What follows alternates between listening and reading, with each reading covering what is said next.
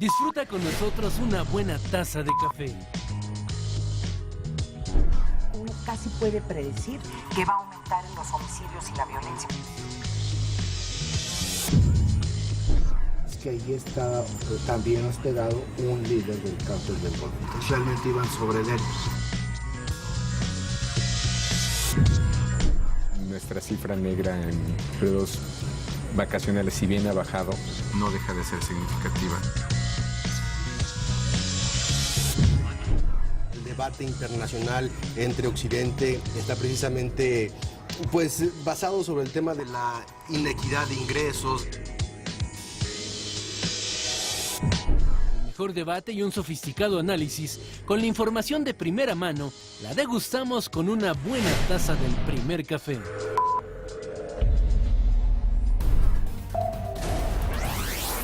PGR cita a declarar al hijo de Fausto Vallejo.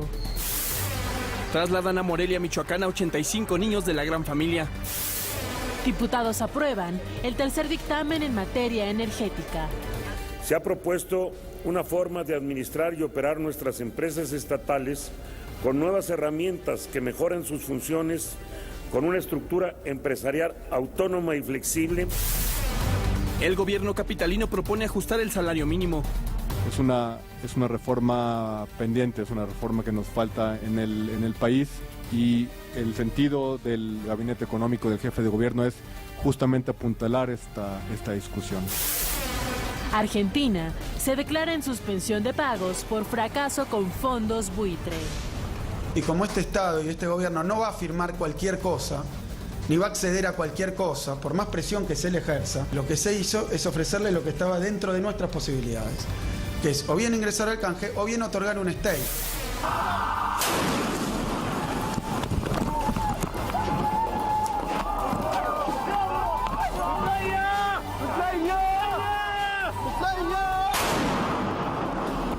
Israel bombardea mercado y escuela de la ONU en la Franja de Gaza.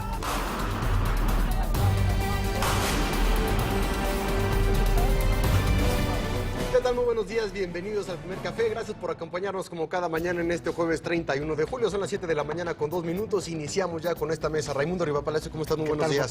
Gusto estar contigo. Muy bien, muchas gracias.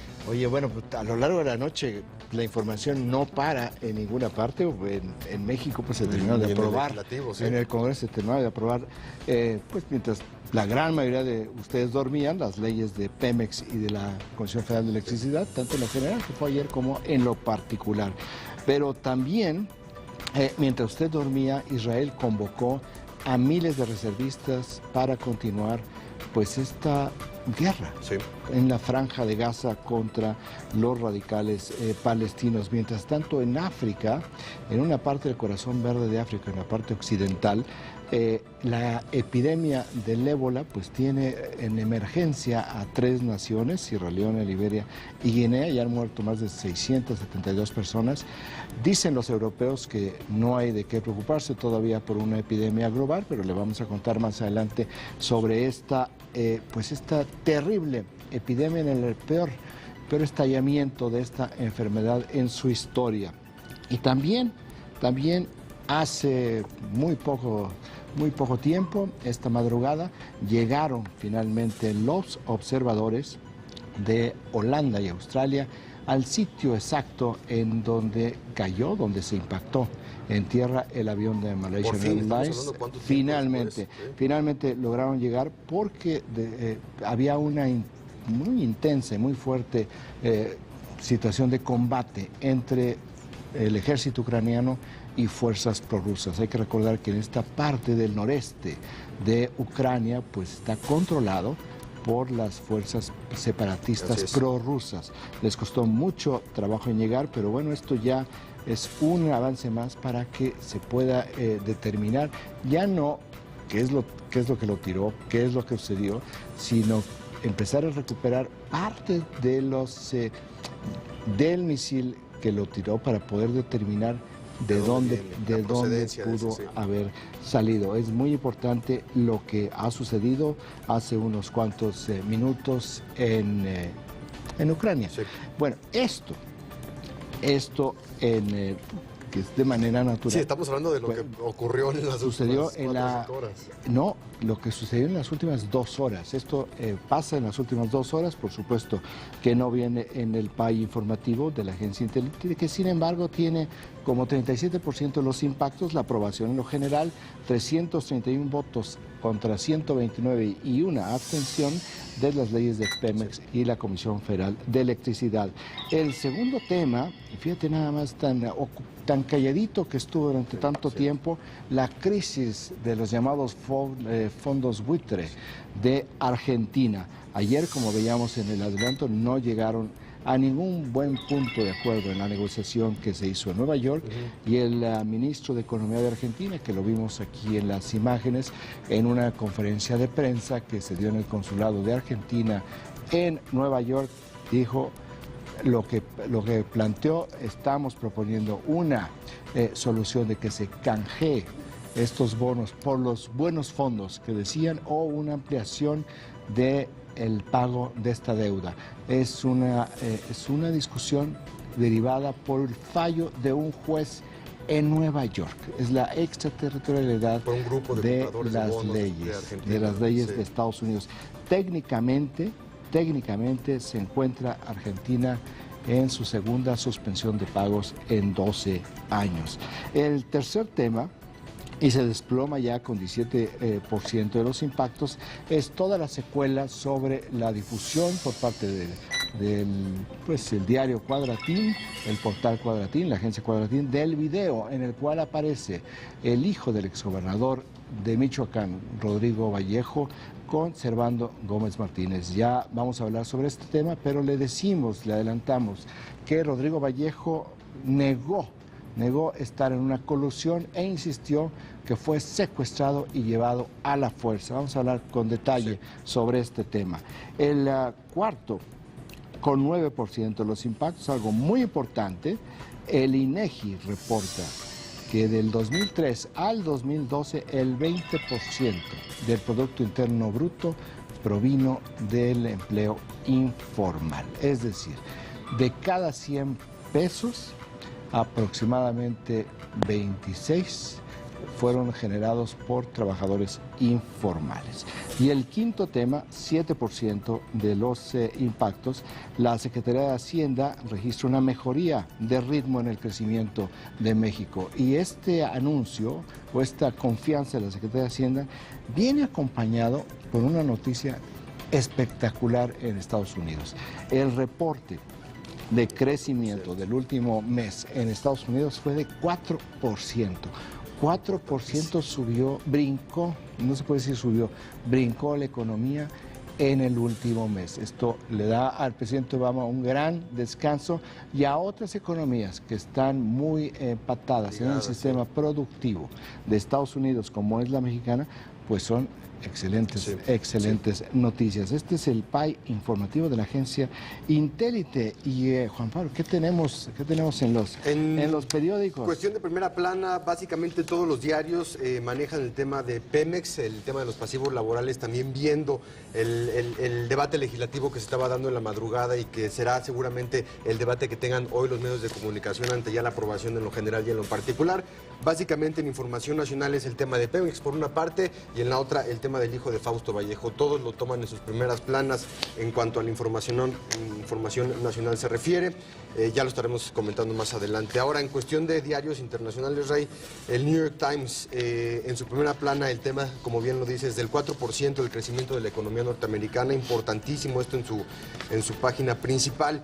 Y tomando el tema también de Israel y Hamas, el Washington Post y el New York Times con respecto a lo que está ocurriendo con protestas, por ejemplo, en Alemania. En Alemania protestas en contra de Israel que de alguna forma levantan fantasmas del pasado, sobre todo en esas partes del mundo, y lo que está ocurriendo en el debate público con respecto a la imagen de Israel y con respecto también a los muertos en Palestina a causa de Hamas. Eso lo tiene el New York Times y también el Washington Post. Ahora el País, una nota de 8 en su página principal. Rajoy y más abren ya una fase de diálogo para la consulta de Cataluña y la independencia. Hace varios meses que no tenían contacto directo el presidente Rajoy y el líder de este grupo independentista. Entregan una propuesta de 23 puntos para que el presidente la analice, y si bien está muy lejos, se retoman ya las conversaciones allá en España con respecto a la independencia de Cataluña, aparte del tema de los fondos públicos. Oye, yo quisiera apuntar dos cosas. Una, la portada del periódico Clarín, que es el principal periódico de Argentina,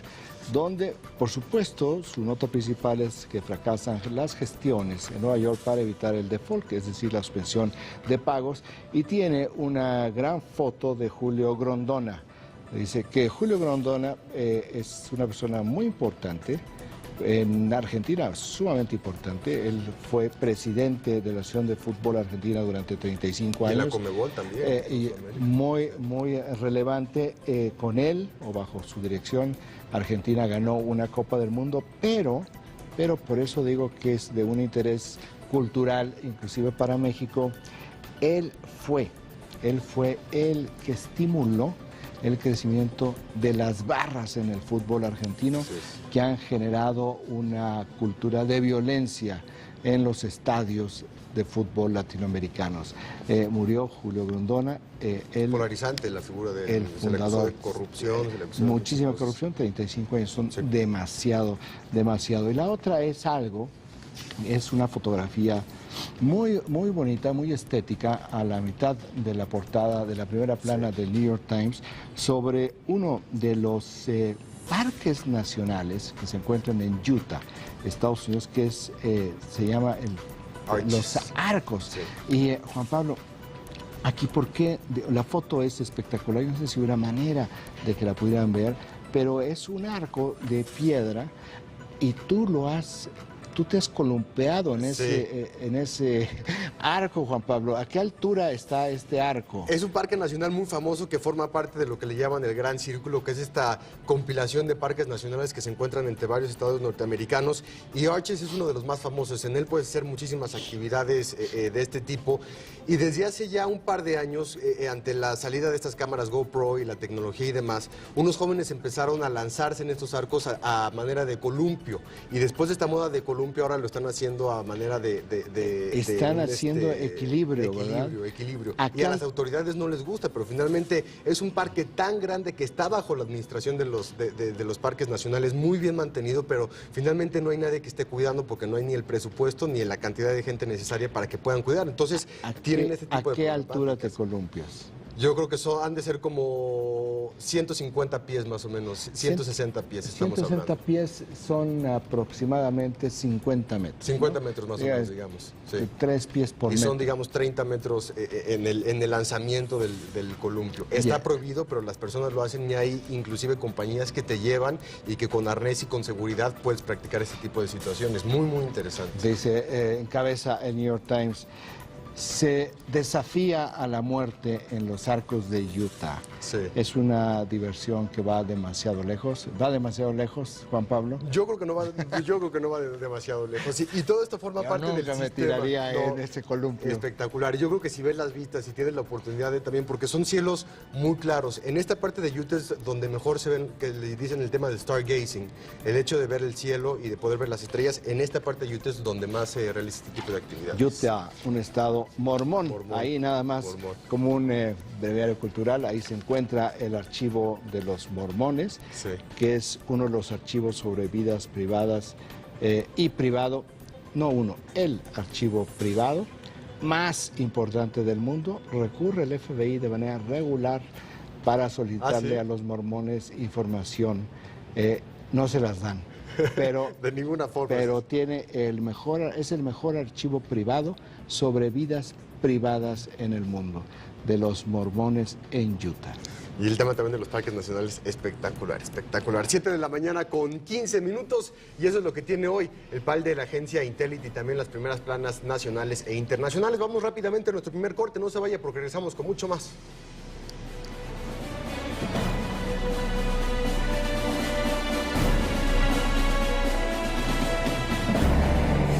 El parque vehicular de la delegación Tláhuac es obsoleto y de los que más contaminan en la Ciudad de México. Hasta con 30 años de uso, los camiones de basura, volteo, trailers, trascabos y camionetas son un peligro en las calles. Mire cómo circulan los camiones de basura en la delegación que administra Angelina Méndez Álvarez. Yo no recuerdo en los últimos 20 años que haya habido la renovación del parque vehicular de la delegación, sobre todo en vehículos pesados. No hay autoridad que ponga orden ni presupuesto que alcance. Más de 1,000 millones de pesos que no se ven. Importante destacar que además de que son autos muy viejos, ya obsoletos, los choferes son unos cafres y andan por la delegación en plan de junior. Encontrar estas unidades en la avenida Tláhuac o circular detrás de ellas es un peligro. Lo primero que hacen los peatones es taparse la cara al ver pasar una de estas unidades. Los automovilistas cierran sus ventanillas y el chofer que lo conduce ni se inmuta. Este vehículo no tiene escape. No hay policía que intervenga ni autoridad ambiental que impida su circulación. Como se puede apreciar, incluso derrama parte de su carga sobre avenida Tláhuac. Que en algunos casos son choferes de ya muchos años, trabajadores de base, que si bien no están capacitados, tampoco es culpa de ellos, sino de la autoridad. Están montados en unas bombas de tiempo que pueden ocasionar un accidente, que pueden traer algún problema grave para ellos, para el peatón. Hoy se han convertido en chimeneas andantes. Usted, como automovilista, debe verificar su automóvil y cumplir con los estándares de calidad ambiental. Pero estos camiones, asignados a la delegada Angelina Méndez Álvarez, tienen 30 años de antigüedad y no tienen placas, no verifican y circulan todos los días. Lo que más contamina es el transporte pesado, ¿no? Que son los camiones de basura, trascabos, retroexcavadoras, trailers, volteos. En la delegación Tláhuac no se sabe cuántas de estas unidades están en condiciones óptimas para circular. Solo atinan a decir que tienen más de 100 camiones que aparcan en 5 campamentos en el centro de Tláhuac. Es una agresión total al medio ambiente. En el caso de estos vehículos de los que estamos comentando, que por ser oficiales, al parecer pues no entran dentro de esta norma, ¿no? Y que ellos pueden circular todos los días y en las condiciones que sean. Juan Antonio Cruz, Proyecto 40.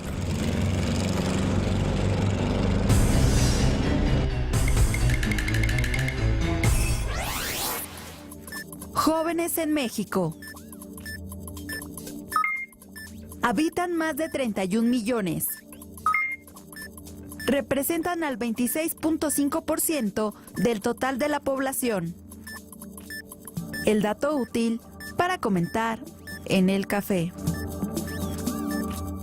4 de julio, 1994. Primer día de observación. El paciente afirma que viene del futuro. Platícame, Félix. ¿De qué se trata este programa de televisión que tienes en el futuro? Ya le dije, es el primer late night para gente que se hizo famosa en internet. Ok. ¿Y cómo se hicieron famosos en internet? Mandando correos electrónicos. Late Night Express con Félix de Valdivia. Estreno 4 de agosto, 21 horas, Proyecto 40. ¡Se los juro! En el 2014 Chabelo sigue vivo.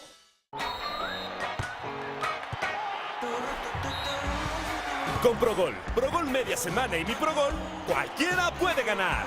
Anota y gana con la quiniela que más paga. Demuestra tu conocimiento del fútbol nacional e internacional. Pronósticos para la asistencia pública. La suerte está en tus manos. Delincuencia. Informativo 40 con Manuel López San Martín. Le damos un giro a la información. Domingo 20 horas. Proyecto 40. Para que el agua llegue aquí, debe viajar desde acá y eso cuesta mucho dinero. Necesitamos regulación sobre los organismos operadores municipales para asegurar que cumplan con sus responsabilidades en materia de agua. Para que el agua que está hasta acá, sí llegue aquí. Nueva Alianza.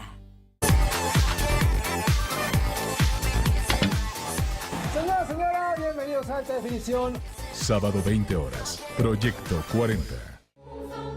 antes de nuestro origen étnico, características físicas, forma de vida, sexo, edad, discapacidad, condición socioeconómica, condición de salud, embarazo, lengua, religión o diferencias de opinión, somos mexicanos. Para evitar la discriminación, estamos promoviendo reformas y leyes. Cámara de Diputados, 62ª legislatura. ¿No te gustan las corbatas amarillas? Sí, uso corbatas amarillas, pero no estoy casado con las corbatas Verna, amarillas. otras historias. Viernes 21:45. Proyecto 40.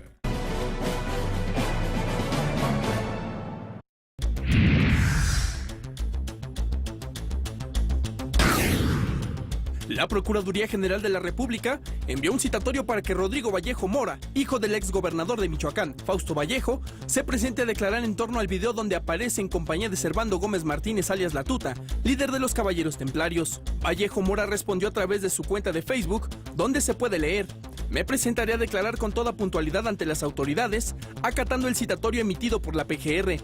Ahí expondré los hechos tal y como sucedieron y presentaré las pruebas que acreditan que la reunión a la que los delincuentes me forzaron a asistir fue en contra de mi voluntad, tal y como en todo momento he sostenido y como se lo he hecho saber a mi propia familia. Lamento profundamente que por ser hijo de quien soy, no se me dé el beneficio de la duda y que con un video editado se presuma mi culpabilidad. Sin embargo, puedo ver enfrente a mi familia con dignidad y confío ampliamente en que las autoridades actuarán conforme a derecho. Por su parte, el exgobernador de Michoacán, Fausto Vallejo, difundió en su cuenta de Twitter una carta dirigida a todos los michoacanos, donde resalta que si se acredita que su hijo acudió por voluntad propia, se tiene que castigar conforme a la ley. De lo contrario, deberá ser sopesado por las autoridades competentes. Regresamos con nuestros analistas a la mesa de El Primer Café.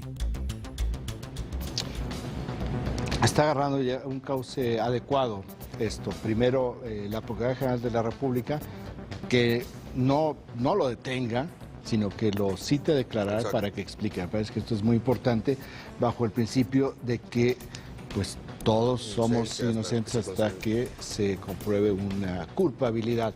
Lo otro que lo dice el exgobernador Fausto Vallejo es: no linchen a mi hijo, denle la oportunidad de tener el beneficio de la duda, lo cual también me parece absolutamente correcto. Y él, por primera vez, establece en su declaración, por primera vez el exgobernador, que dice: si él incurrió en un delito, que se aplique la ley.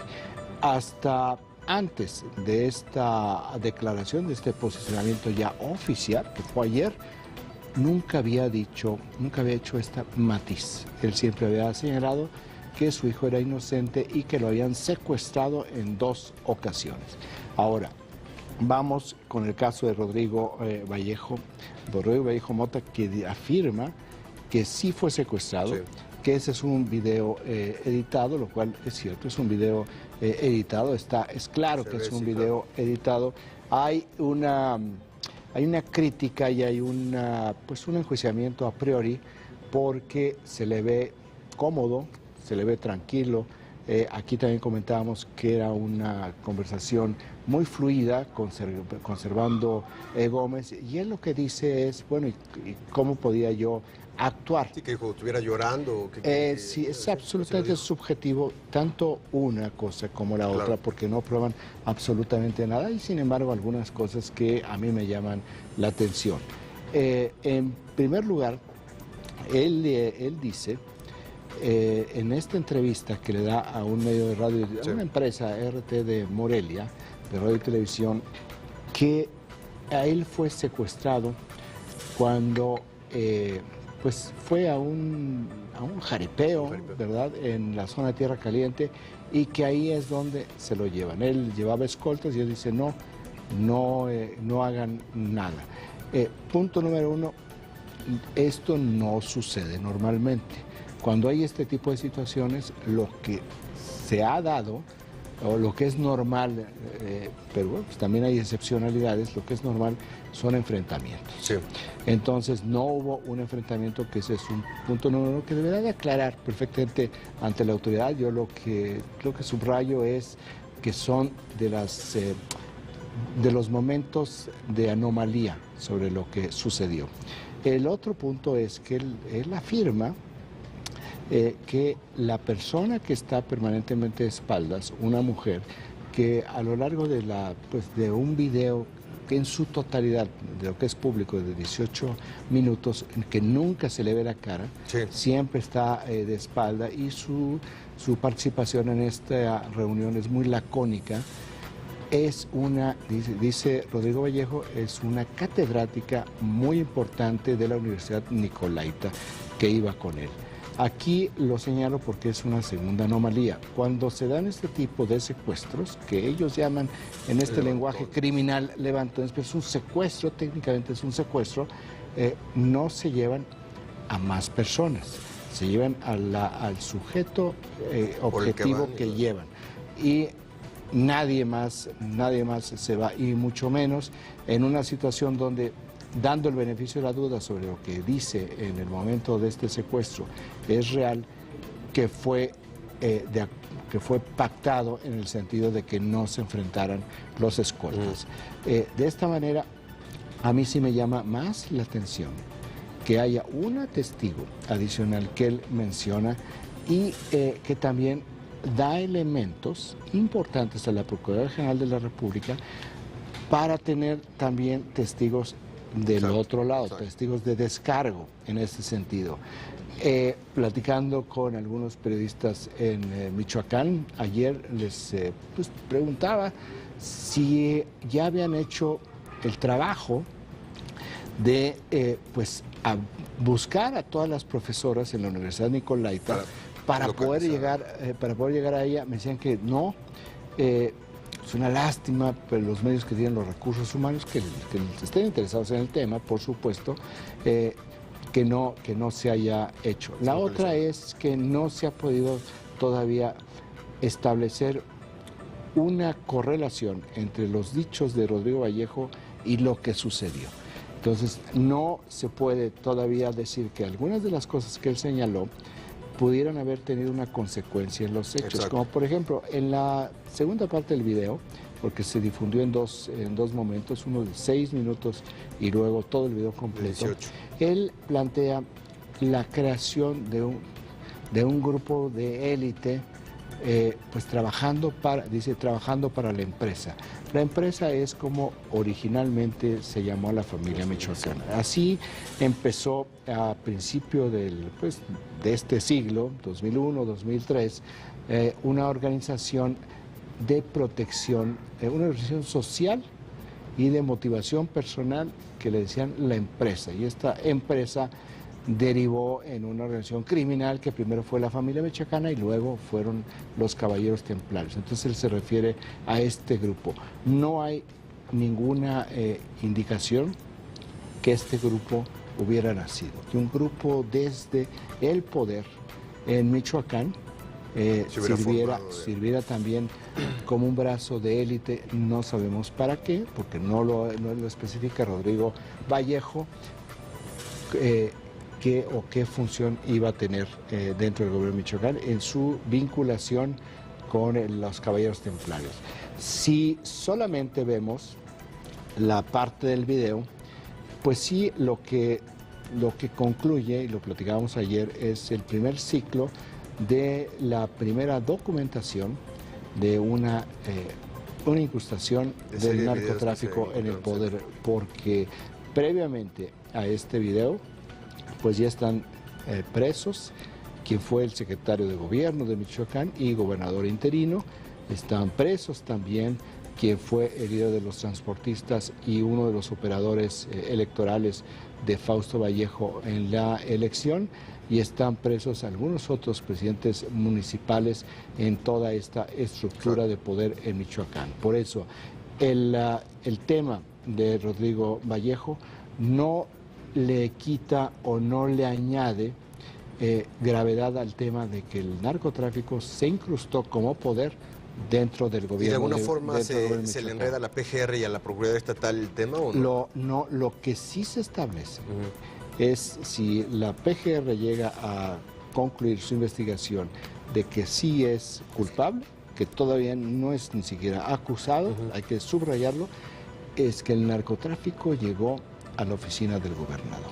Entonces tendríamos nosotros la primera prueba, en caso de ser probado, de cómo el narcotráfico, pues si no tomaba decisiones, que las tomaba a través de las personas que están arrestadas, influía y era beneficiario de decisiones políticas al más alto nivel de poder en un estado. Como dices, estás hablando de los sectores de gobierno con la Secretaría de Gobernación, de transportistas y también de operación política con Pasalagua, y en esos momentos un familiar directo, en ese caso digo ya sería, ¿no? Entonces no está declarando aún no estaba declarando hasta ayer aún en la PGR como originalmente se había planteado en la PGR.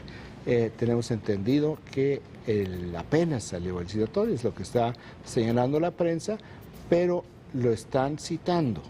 No hay una orden de presentación que pudieran ir la policía ministerial y decir, oigan, lo buscan en la PGR para que rinda una declaración.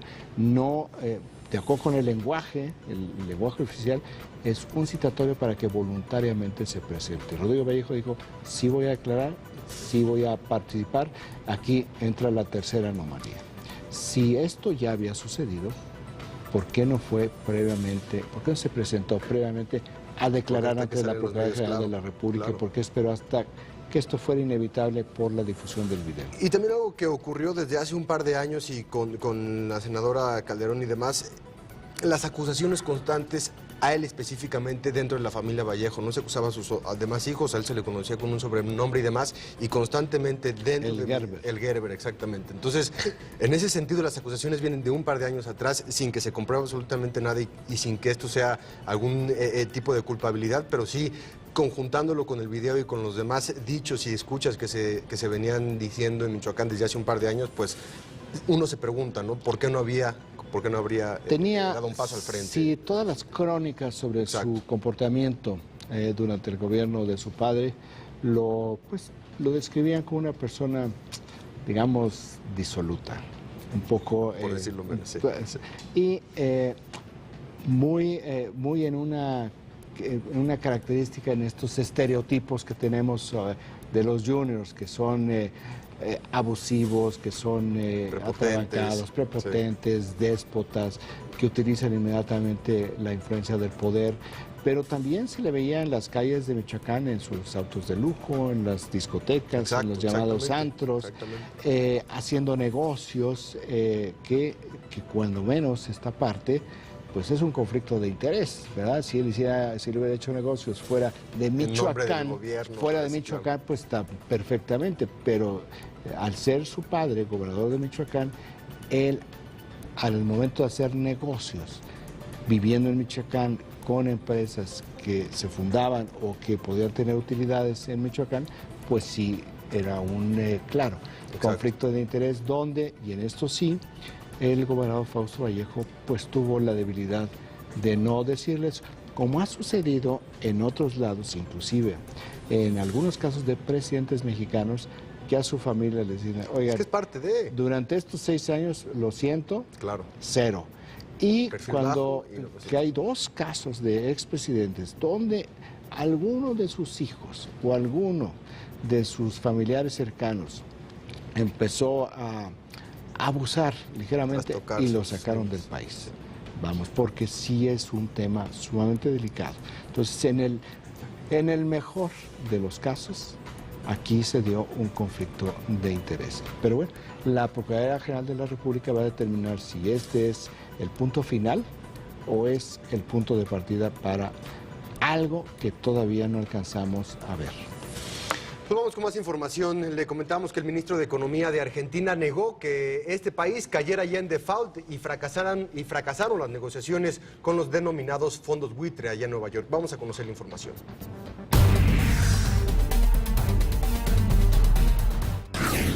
Concluyó el plazo de negociación de la deuda argentina.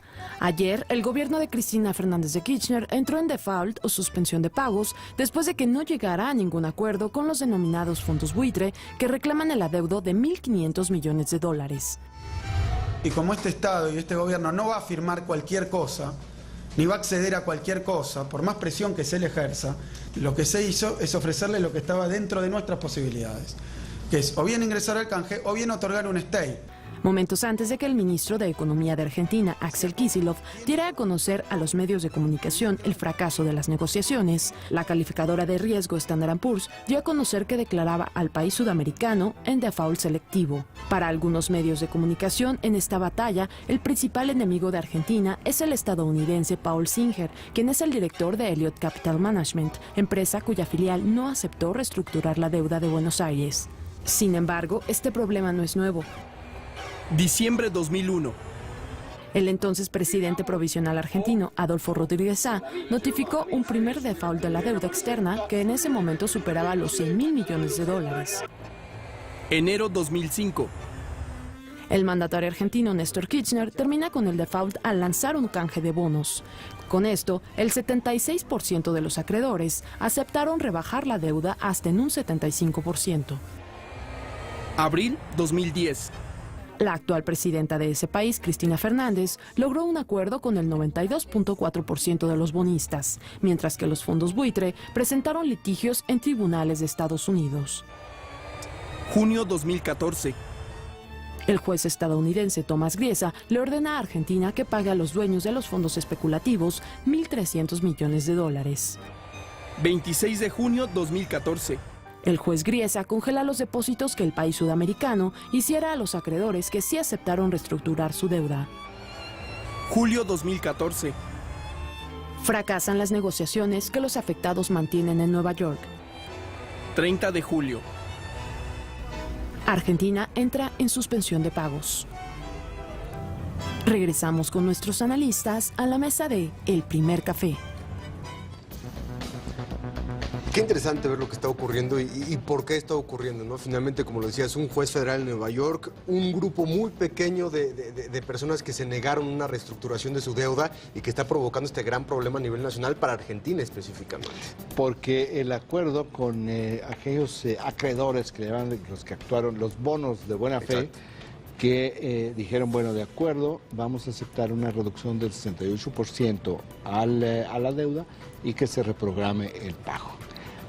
Y bueno, pues a los que no actuaron de buena fe, dijeron, pues entonces tienen que esperarse, y la promesa era, el compromiso legal era que si decidían pagar a los acreedores de mala fe, tenían que empatar las condiciones, exacto, a los acreedores de buena fe. Y que está hablando de miles, millones de dólares. Y aquí es donde entramos al debate, exacto, porque dice el juez Grisi, tienen que pagar. Entonces, al decir tienen que pagar, y el gobierno argentino dice, pues vamos a pagar, los acreedores de buena fe dicen, ¿y nosotros qué? Y el argumento del gobierno argentino es que no están pagando de una manera voluntaria, sino que están pagando, o que es un juez que les está ordenando, exacto, pagar. Por lo tanto, no se aplica esa cláusula para los acreedores de buena fe. En dado caso, si dijeron, bueno, pues vamos a saldar, ya todas las cuentas son $120.000 millones. Bueno, $120.000 millones no tiene el banco argentino, no existen en las reservas. $120.000 millones para tener un pequeño parámetro son pues son digamos $35.000 millones más de lo que fue la deuda externa mexicana en el peor momento de su historia. Entonces, el país no es que entre en bancarrota, pero lo que están diciendo en los medios internacionales es que Argentina, con Cristina Kirchner, está convirtiéndose a partir de hoy en le llaman un rock country, que es la traducción ahí rebelde, sería como un país rebelde, pero un país rebelde en el lado negativo, un país rebelde que está en contra de todas las normas, de contra de las leyes. ¿Cuáles son las consecuencias que puede tener una situación de esta naturaleza? Claro. Bueno, primero que se le cierre absolutamente toda la estructura de posible financiamiento en el mundo, que vengan otro tipo de señalamientos, de presiones del Fondo Monetario Internacional para que tenga una política, para que haga una serie de ajustes económicos draconianos, que es como lo hace el Fondo Monetario Internacional, para tratar de mediar y reestructurar la deuda y ver qué salida legal y financiera le pueden dar a este caso de Argentina para evitar que se vaya a una moratoria de pagos. La posibilidad de que le entren los bancos argentinos a apoyar al gobierno existe, y por otra parte también Cristina Fernández lleva tantos años con este discurso, que es casi un discurso patriótico y nacionalista del tema de los pagos y cómo lo está manejando, que en caso de tener que pagar políticamente también podría ser negativo para ella en cuanto al discurso que ha llevado todos estos años. Aquí es la diferencia de Juárez, que decía debo, no niego, pago, no puedo. Aquí debo, sí lo niego, pago, tampoco puedo. Aquí es el peor de los mundos para Cristina Kirchner.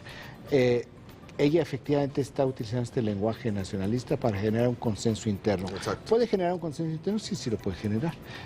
Los argentinos, me consta, son muy emotivos y muy receptivos a este tipo de discursos, y rápidamente se enredan en la bandera bicolor argentina, en el sol argentino, y dicen la nación primero. ¿Cuál es el problema?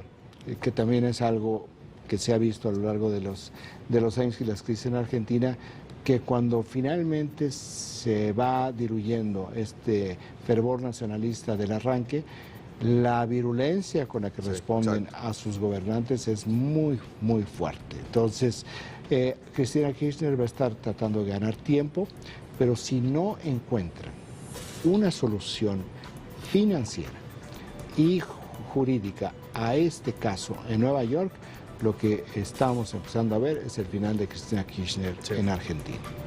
40% de inflación, o sea, también la economía... Es un desastre la economía de Argentina.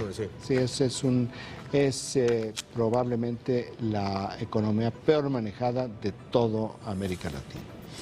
7 de la mañana con 42 minutos, vamos a nuestro último corte aquí en el Primer Café. No se vaya porque regresamos con más.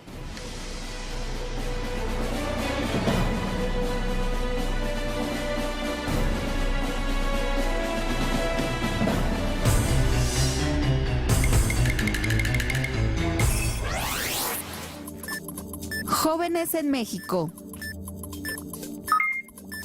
1.7% no tienen escolaridad. Y 10.2% de los jóvenes están desocupados. El dato útil para comentar en el café. Mi Paolo, ¿en verdad eres tú? No soy nadie más, mi lady.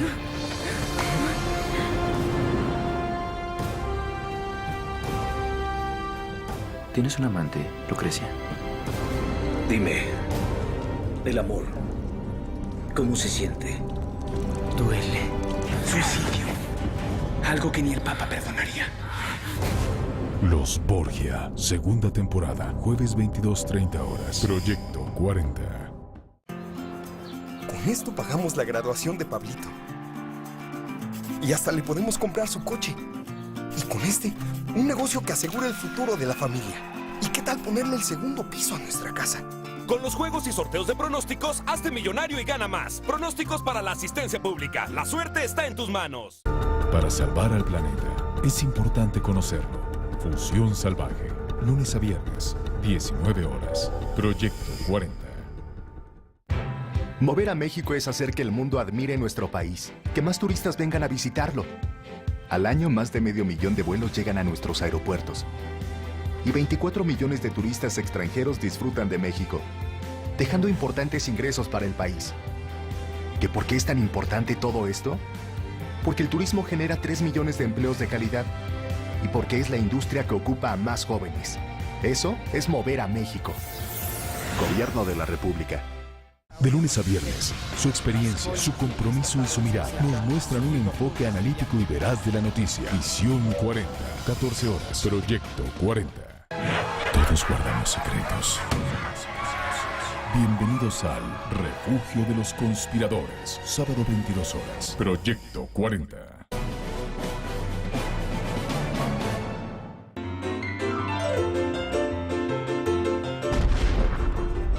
Oiga, el maratónico debate energético en San Lázaro ya tienen los diputados bien cansados. Voy a intentar dormir y soñar algo divino. Ya comí, ya fumé, ya tomé el café sin dejar de escribir voy a dormir.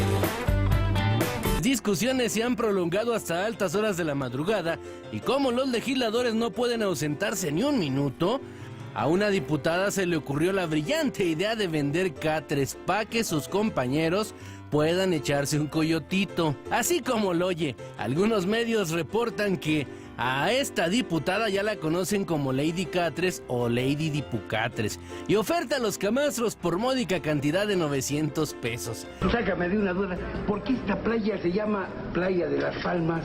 Debería de llamarse de las Palmeras, hay muchas, porque palmas no veo ninguna. Estás viendo la primera, amigo, éntrale con 25 pesos de la silla, brody. Los catres han tenido gran éxito allá en San Lázaro, ya que incluyen almohadita y cobija. Además hay varios diseños y colores. Llévele, llévele.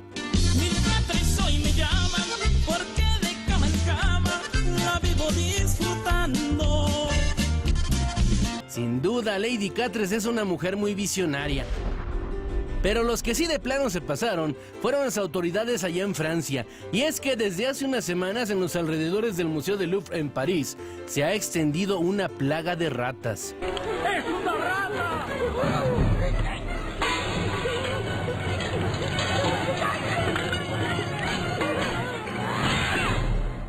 Bueno, pues ya hasta algunos dicen que la problemática es culpa de la película Ratatouille. ¿Cómo ve esas cosas, oiga? Ya que según las mismas autoridades, los turistas se han dejado llevar por la imagen de los roedores que aparecen en la cinta animada y tiernamente alimentan a estos pequeños animalitos, lo que ha desatado que la plaga crezca y crezca. ¿Cómo le quedó el ojo, Bueno, y así las cosas. Hasta aquí las quemadas del día. Hablemos de las ratas, ¿Qué pues. tal, qué tal con Ratatouille en París? Oye, a ver, primero hay que decir que París está infectado de ratas en las catacumbas. O sea, eso no hay ninguna duda. ¿Por qué están saliendo a la superficie del Louvre? Bueno, pues están buscando comida, evidentemente, traen un problema de alimentación. Esto yo no lo argumento para decir, pues esto es normal, no hay que acostumbrarse, es asqueroso. Me llama mucho la atención.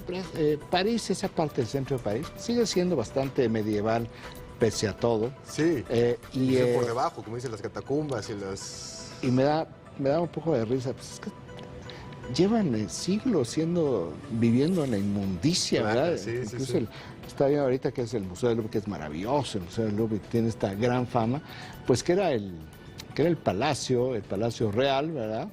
Y que cada 6 meses se iban a Versalles. ¿Y tú sabes por qué se iban a Versalles cada 6 meses? No, ¿por qué? Se iban 6 meses a Versalles y regresaban 6 meses al Louvre. No, ojalá y fuera el clima, está a 60 kilómetros Versalles de París. El problema era que no había baños. Ya. Entonces, en donde se pudiera, iban al baño. La pestilencia y la suciedad era tan fuerte que se tenían que ir 6 meses mientras limpiaban el Palacio del Louvre. Y cuando llegaban a Versalles, con esos jardines maravillosos, pues se tenían que regresar porque eran 6 meses de limpieza en el Palacio de Versalles.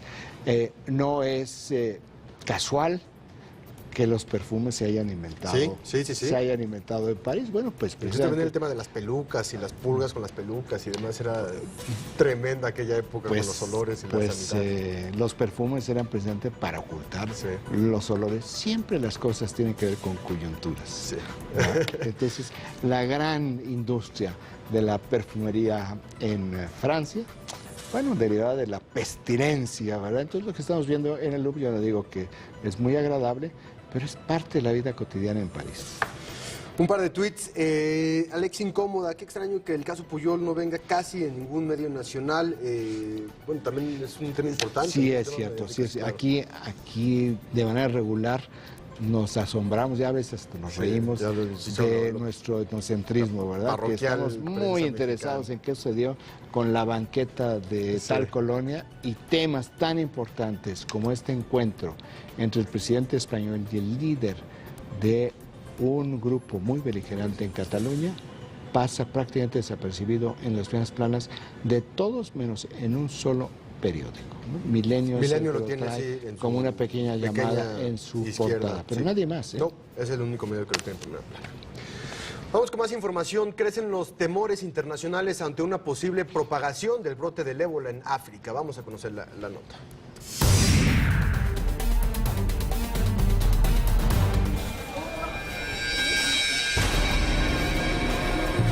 Continúa la alerta por el virus del ébola en África. El gobierno de Liberia ordenó el cierre de todas las escuelas de ese país, además de poner en cuarentena algunas comunidades como parte de un plan de acción que busca controlar el contagio. Esta determinación se dio después de que el Ministerio de Educación fuera cerrado por la muerte de un funcionario que supuestamente se contagió de este brote. Dicho caso se suma al del virólogo Umar Khan, quien falleció una semana después de haber contraído el virus en Sierra Leona. En Nigeria fue puesto en cuarentena un hospital de Lagos, donde falleció el médico norteamericano Patrick Sawyer a causa de esta enfermedad. En tanto que el Cuerpo de Paz de Estados Unidos anunció que retiraba cientos de voluntarios de Guinea, Liberia y Sierra Leona, luego de que 2 de ellos contrajeran el virus. Aunque especialistas aseguran que es muy baja la probabilidad de que la epidemia se propague, el temor crece en la comunidad internacional. En Inglaterra, el Departamento de Salud pidió a médicos y guardias fronterizos extremar precauciones ante una posible propagación del virus del ébola, mientras que autoridades médicas de Hong Kong evalúan a los ciudadanos luego de detectar posibles contagios. El último informe de la Organización Mundial de la Salud refiere que desde febrero pasado, al menos 672 personas han perdido la vida a causa del ébola. Regresamos con nuestros analistas a la mesa de El Primer Café. Oye, Juan Pablo, la pregunta es si cuáles son los síntomas. Porque uno dirá, bueno, ¿y cómo sé que tengo ébola?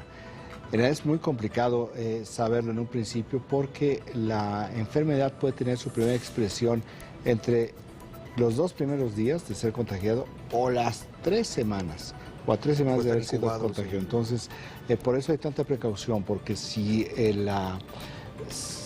el contagio se da y no se expresa durante varios días, pues sí puede alguien tomar un avión, viajar y contaminar, porque la manera como se propaga esta enfermedad es pues por fluidos del cuerpo, que puede ser un estornudo, puede ser un beso, puede ser el sudor. Exacto. Simplemente es la manera como se puede contagiar. Ahora, ¿cuál es la primera fase de los síntomas del ébola? Es un dolor de la garganta, es un dolor de la cabeza y es un dolor muscular. Ahora, ¿qué síntomas te recuerdan esto? Pues un gripón de miedo, ¿verdad? Entonces, cuando te dan esto, lo primero que piensas es traigo una gripe espantosa, y si sigue dices ya me pegó la influenza, pero nunca piensas estoy en el principio del ébola. Luego viene un segundo periodo de síntomas, que es vómito y diarrea.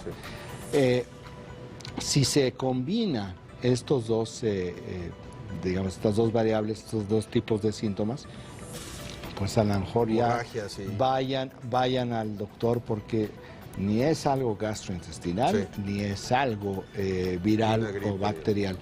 El tercer nivel es lo que tú acabas de mencionar, ya los sangrados. Sí. Entonces ya cuando la persona empieza a sangrar, empieza a toser, es la parte terrible de la enfermedad ya del... Entonces, pues sí está en un problema terrible que llegó a eso porque no se atendió en su momento.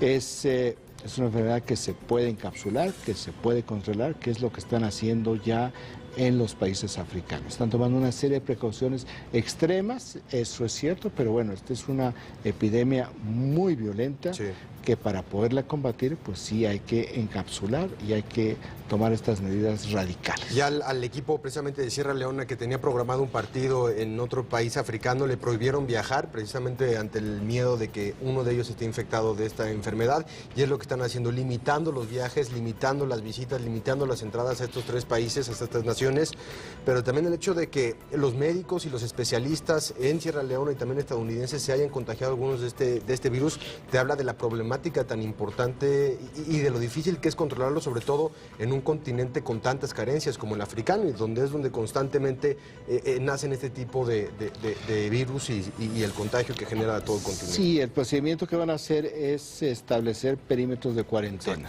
de tal forma que al hacer la cuarentena y estar atendiendo, más bien vigilando perfectamente la salud de las personas, van a ir determinando quiénes realmente no tienen ningún contagio, o si una comunidad en su totalidad, como están dando ya en algunas comunidades de Guinea que están estableciendo esta cuarentena, pues empiezan a ser, digamos, palomeados como sin ningún problema. Pero bueno, dicen los europeos, como le decíamos en un principio, al principio de esta transmisión, que no hay en este momento el riesgo de una epidemia global. Por lo tanto, se refuerzan las medidas para contener en estos 3 países de África este brote de la epidemia del ébola. Y con protocolos internacionales de las Naciones Unidas y de la Secretaría de Salud precisamente de las Naciones Unidas y otros elementos, ¿no? Bueno, pues ya nos vamos, pero lo dejamos con imágenes de lo que ocurre en el mundo, los hechos peculiares, curiosos, de lo que usted no se puede perder. Raimundo, muchísimas gracias, nos vemos mañana a las 7 en punto aquí en el Primer Café. Gracias. Muy bien, hasta mañana. Gracias a ustedes, hasta mañana, los dejamos con estas imágenes.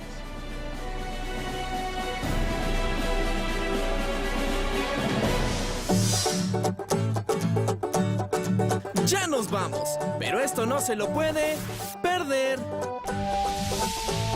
La tomatina de Barcelona llegó a Estados Unidos. En la ciudad de Pleasanton retomaron esta tradición española y la bautizaron con el nombre de jitomate royal. Los participantes se lanzaron más de 35,000 libras de este vegetal. Al final, todos quedaron bañados de rojo y aseguraron que fue tan divertido que lo organizarán de nuevo para el siguiente año. Así nos despedimos, pero recuerde que si se trata de algo raro, loco o divertido, seguro es algo que no se puede perder.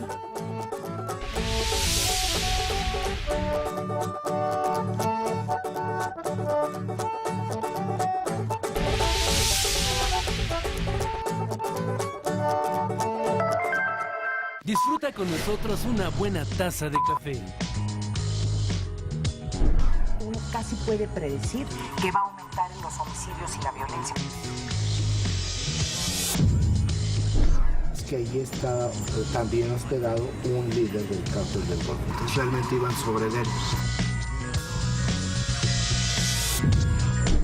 Nuestra cifra negra en periodos vacacionales, si bien ha bajado, no deja de ser significativa. El debate internacional entre Occidente está precisamente pues basado sobre el tema de la inequidad de ingresos. Mejor debate y un sofisticado análisis. Con la información de primera mano, la degustamos con una buena taza del Primer Café.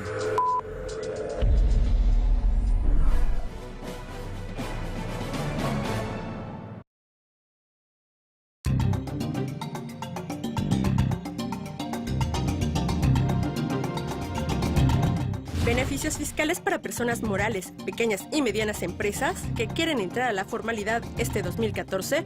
De esto y más vamos a platicar con Arturo Carvajal, presidente del Comité Técnico Nacional de Estudios Fiscales del IMEF. ¿Es viable o a tu consideración tendría que ampliarse? Desde mi punto de vista es susceptible de que se amplíe. No es fácil.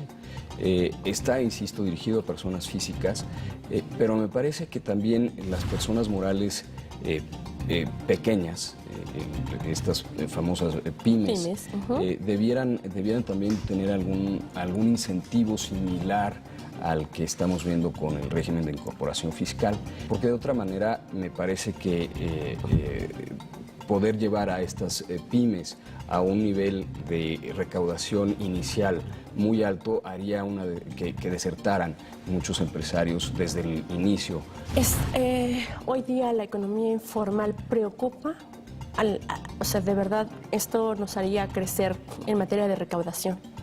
Desde mi punto de vista, sí. Hay algunos estudios que dicen que la recaudación que se obtendría del ámbito informal pues, es muy poca. Y por eso en el pasado el interés por parte de las autoridades fiscales para efectivamente meter a estas personas en la formalidad no ha sido pues necesariamente interesante para ellos o una prioridad para ellos, pero yo creo que hoy se está demostrando que sí es relevante que estas personas empiecen a incorporar al régimen de la formalidad. En concreto, ojalá que estos beneficios fiscales no se queden en buenos deseos e incluso permeen a las grandes empresas.